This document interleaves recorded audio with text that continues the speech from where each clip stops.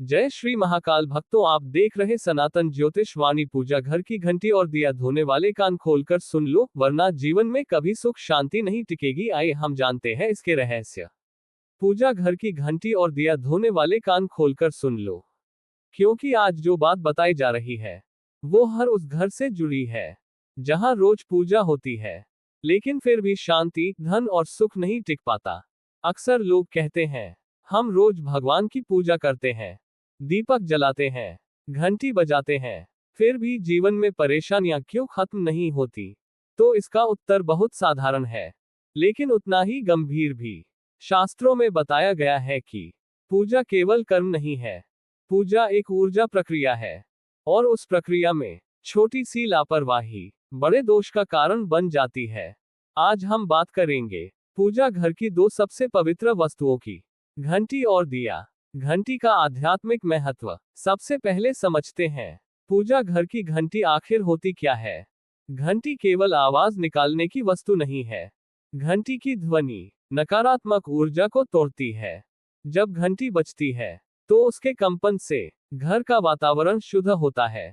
इसीलिए हर मंदिर में घंटी अवश्य होती है। शास्त्रों में लिखा है कि घंटी की आवाज देवताओं का आवाहन करती है। लेकिन क्या आप जानते हैं कि उसी घंटी को गलत तरीके से धोना देव कृपा को दूर भी कर सकता है? घंटी को सिंक या बाथरूम में धोने की गलती। आजकल ज्यादातर घरों में घंटी को उठाकर सीधे किचन सिंक या बाथरूम में धो दिया जाता है। लोग सोचते हैं पानी से ही तो धो रहे हैं, इसमें गलत क्या है? यही सबसे बड़ी भूल है। किचन सिंक और बाथरूम दोनों को अशुद्ध स्थान माना गया है। शास्त्रों के अनुसार जहां मलमूत्र, जूठा बर्तन या गंदगी जाती है, वह स्थान पूजा की वस्तुओं के लिए वर्जित है। जब पूजा की घंटी ऐसे स्थान पर धोई जाती है तो उसकी सकारात्मक ऊर्जा समाप्त होने लगती है। घंटी धोने का सही तरीका। घंटी को धोने के लिए हमेशा अलग पात्र रखें। साफ पानी लें, संभव हो तो गंगाजल की कुछ बूंदें मिलाएं। घंटी को धीरे धीरे श्रद्धा के साथ साफ करें। धोते समय मन में भगवान का स्मरण करें। घंटी को कभी भी जमीन पर न रखें। धोने के बाद उसे साफ कपड़े से पोंछें और पूजा स्थान पर ही रखें। अब बात करते हैं दिए की। दिया पूजा का प्राण है। जहां दीपक जलता है वहां अंधकार टिक नहीं सकता। दिया केवल मिट्टी या धातु नहीं है, वह अग्नि तत्व का प्रतिनिधि है, और अग्नि साक्षात देव मानी जाती है।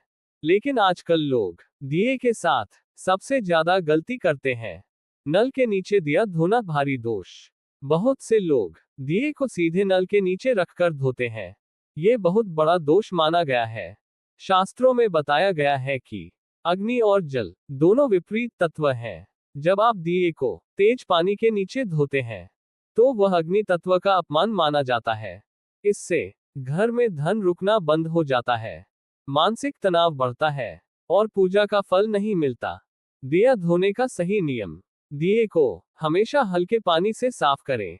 नल की तेज धार से बचें। अगर दिया मिट्टी का है तो उसे बार बार धोने से बचें। धातु के दिए को नमक, नींबू या राख से हल्के हाथों से साफ करें। धोने के बाद दिए को पूरी तरह सुखाकर ही पूजा में रखें। दिया और घंटी जमीन पर क्यों नहीं रखने चाहिए? शास्त्रों में पूजा की वस्तुओं को जमीन पर रखने की मनाही है। जमीन नकारात्मक ऊर्जा को ग्रहण करती है। जब घंटी या दिया जमीन पर रखा जाता है तो उसकी पवित्रता नष्ट होती है। हमेशा लकड़ी की चौकी या साफ कपड़े का उपयोग करें। लक्ष्मी और घंटी दिया का संबंध। माता लक्ष्मी स्वच्छता और नियम की देवी है। जहां पूजा की वस्तुओं का आदर नहीं होता वहां लक्ष्मी नहीं रुकती। घंटी की मधुर ध्वनि लक्ष्मी को आकर्षित करती है। दिए की लौ समृद्धि का प्रतीक है, लेकिन गलत तरीके से धोए गए घंटी और दिए लक्ष्मी को दूर कर देते हैं। कब और कितनी बार धोना चाहिए? घंटी और दिए को हर दिन धोना जरूरी नहीं, सप्ताह में एक बार या अमावस्या, पूर्णिमा पर साफ करना पर्याप्त है। अधिक धोना भी ऊर्जा को कमजोर करता है। अंतिम चेतावनी याद रखो, पूजा दिखावे का काम नहीं है। भगवान भाव देखते हैं, लेकिन नियमों की अवहेलना दोष बन जाती है। अगर आपने अब तक घंटी और दिया गलत तरीके से धोया है, तो घबराए मत। आज से नियम बदलिए, श्रद्धा से पूजा कीजिए। धीरे धीरे आप खुद महसूस करेंगे कि घर का वातावरण कैसे बदल रहा है। समापन। पूजा घर की घंटी और दिया धोने वाले, आज कान खोलकर सुन लो। छोटी सी सावधानी आपके जीवन की बड़ी परेशानियों को दूर कर सकती है। अगर ये जानकारी उपयोगी लगी हो, तो इसे अपने परिवार तक जरूर पहुंचाएं, क्योंकि सही पूजा सही जीवन का रास्ता दिखाती है। जानकारी अच्छी लगी तो चैनल को लाइक करें, शेयर करें और सब्सक्राइब करें। जय श्री महाकाल भक्तों।